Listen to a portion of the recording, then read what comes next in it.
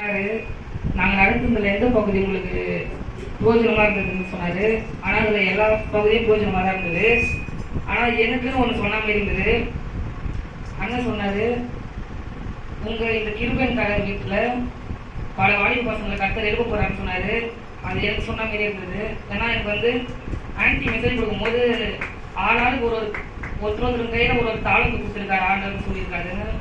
அதுக்கப்புறம் ஆன்டி வந்து என்கிட்ட சொன்னாங்க, தனியா ஆண்டவர் வந்து உனக்கு நல்லா பாட்டு பாடுற பேச பார்த்துட்டு அந்த தாளந்து ஒன்று கொடுத்துருக்காரு, அதை நீ அதுக்காக ஜபம் பண்ணு, நல்லா பாட்டு பாடு அப்படின்னு சொன்னாங்க.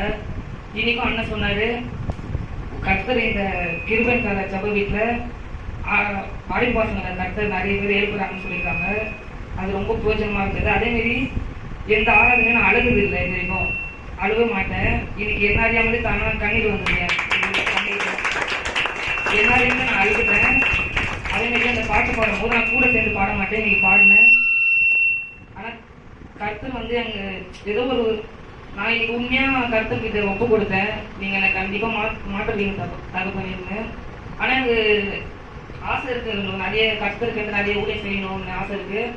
ஆனால் பாவமும் அதேமாரி நிறைய இருக்குது. அதேமாரி ஒப்பு கொடுத்தேன், ஏசப்பா இந்த பாவத்தை எல்லாம் மன்னிங்க தகப்பனே, நான் உங்களுக்கு ஊழியம் செய்ய போகிற தகப்பனே, நீங்கள் உங்கள் பிள்ளையான மாட்டுங்க தகப்பனே, அது இருக்குன்னு நான் ஒப்பு கொடுத்தேன். அதேமாரி கர்த்தர் ஏதோ நான் ஃபுல்லாக கண்ணை மூடிட்டு நான் அதை பாட்டு கூட சேர்ந்து பாடினேன். என்ன அறியாமலே தானே கண்ணீர் வந்தது. ஆனால் ஏசப்பா என்னை அவர் பிள்ளையா மாற்றினார், நான் நம்புறேன். அப்படி மாற்றி கிருபைக்காக ஏசு போடாமல் போய் நன்றி சொல்றேன்.